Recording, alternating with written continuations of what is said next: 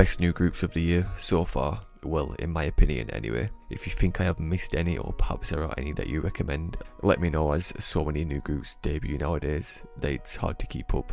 I will quickly go over honourable mentions and then I will get into my top 3 new groups debuts. Smorz, I first found out about them when the music video for their title track I Want You To appeared on the YouTube homepage. I listened to it for the first time and enjoyed the song, but was a bit like, I feel like I've heard this many times before, but I added it to my playlist. And then I listened to it again and realised how wrong I actually was. Never judge a song on the first listen, which is something that I stand by.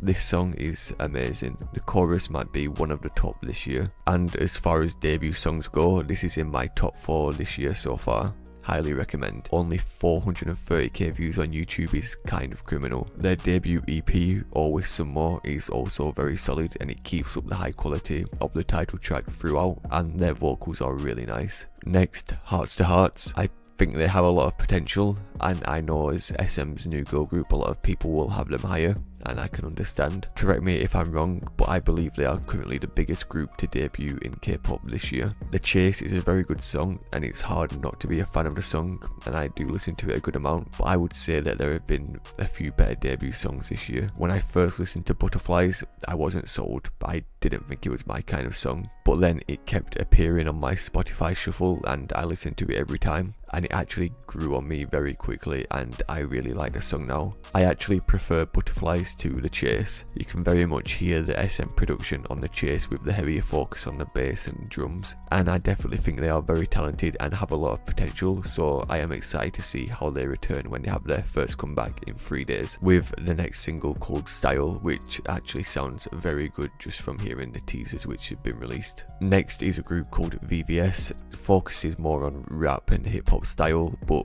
you can also not sleep on their vocals, just listen to Facts, because that is some real good shit. They have a mini album titled Dim, Diamonds in My Mouth, and it is worth a listen as I think it maintains a high standard throughout. There aren't many groups that have a discography of mainly rap, and if there are, I don't really listen to that many of them, but I think VVS may change that, as out of those which I have listened to, I think VVS might just do it the best. Finally, in honourable mentions, and I wasn't sure if to include this or not, as I would need someone who has a better grasp on the situation to educate me, but it is hitgs. I still don't know how to pronounce this name. Firstly, since this is about music, let me mention their music because it is genuinely really good. Sour Patch is such a hit, sounds like peak K-pop, and Never Be Me is also fire, genuinely such a good debut single album. However, they are under H Music Entertainment, formerly MV Entertainment, formerly SSQ Entertainment, with the ex-CEO going to prison for some pretty unspeakable actions which are beyond disgusting, although apparently the company is now merged with another company called The Entertainment, and the new CEO is a former Starship VP. Just gonna throw the word allegedly in here for any accusations, just because I can't be going to prison myself. However, I really don't know how much the structure has actually changed, and if the treatment of the idols will not be so horrific anymore, or if it's just being covered up and just to improve the image of the company. So it is hard to say. Who Are, one of my favourite groups, is also under this company, so at the moment all I can say is I hope things are better and that this person never returns again. Into my top 3, I'll start with Cosmosy. Everyone is gonna say they're not actually K-pop, considering they're technically a Japanese group, although I'm including them in here, I don't care. They very much come under the K-pop sphere and referred to themselves as a K-pop group on their official TikTok account as well, being in broadcast everything else, so I'm taking it. Ziggy was their Japanese debut, which came out on the last day of 2024, but their official debut was in April 2025 with Lucky One. I wasn't there for the release of Ziggy, but apparently it wasn't well received, which I don't understand. I really like the song, but I found out about them when the teasers for Lucky One were revealed. And to me, Lucky One is like an upgraded version of Ziggy. They're both very similar types of songs, but I think the instrumental and melody of Lucky One is better with a better chorus, and is one of my favourite songs to release this year. Got me in a small red envelope, one of those random things which I just can't get out of my head. I actually found it through a hate quote tweet saying something like, no one asked for Tropical House in 2025, and people being like, I wish concepts actually fit the song anymore. All ridiculous anyway, right? That's just wrong, because apparently I wanted Tropical House in 2025 because this shit is fire. Also, the hate for that genre in K-pop in general is kind of forced because we need to stop acting like it literally hasn't given us many hits. I think their first EP is really good, and their next release is Baby Don't Cry and will come out in July. Top 3 is in no particular order anyway, but next is ifeye. Something in common with all my top 3 is they all just appeared in front of me with no real prior knowledge of their existence. I listened to their debut song Nerdy and I got it on the first listen. I just fell in love with it and I've had it on repeat ever since. The song is actually quite well known and quite well received as far as I'm aware.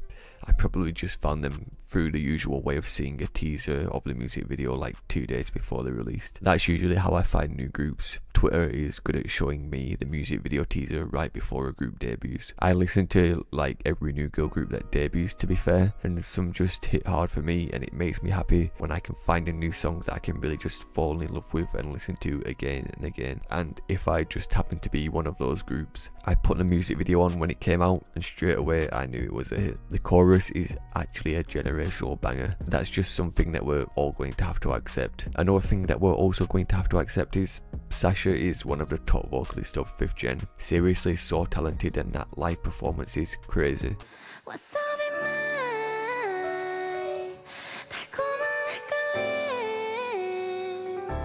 For me, it's all about vocal tone. It's nice if you can hit the notes, but you have to sound good doing it. They released a small EP with 3 songs, 4 if you include Nerdy English version, titled Blue, if I pronounce that correctly, and all 3 songs are really good. To me, it sounds like a modern version of classic K-pop, if that makes sense. Well, at least Nerdy and IRL do anyway.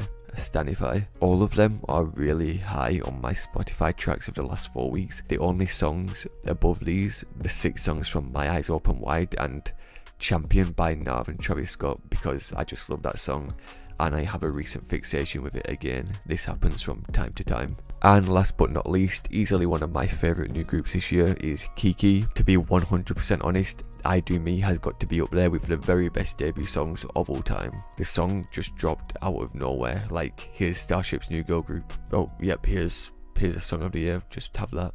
Like it was nothing. The song is so unique and there really isn't too many songs like it and have that sort of vibe, especially with the girls' vocal tones a lot deeper than what you hear in the majority of K-pop songs. Is it confusing what their debut song actually and officially is? Because I think officially it is Ben That Girl, although of course they have a song literally called Debut Song, but I'm just gonna say it's I Do Me, as that is their first song which actually released and their best song. And for obvious reasons I'm not gonna say they debuted with Debut Song, even though it's called Debut Song, as that song I'm pretty sure is made as a meme and you can't tell me otherwise. Although it's okay and it makes sense if BTG is considered their debut, but overall Uncut Gem is a really good release. And it will be interesting to see how they approach future releases, because their style seems in a very certain way at the moment. They have obviously debut song The Meme, they have I Do Me, which is just insane, and then the other 4 songs all sort of follow like a similar sort of style, so they can do many things and I just wonder what they'll go with next time.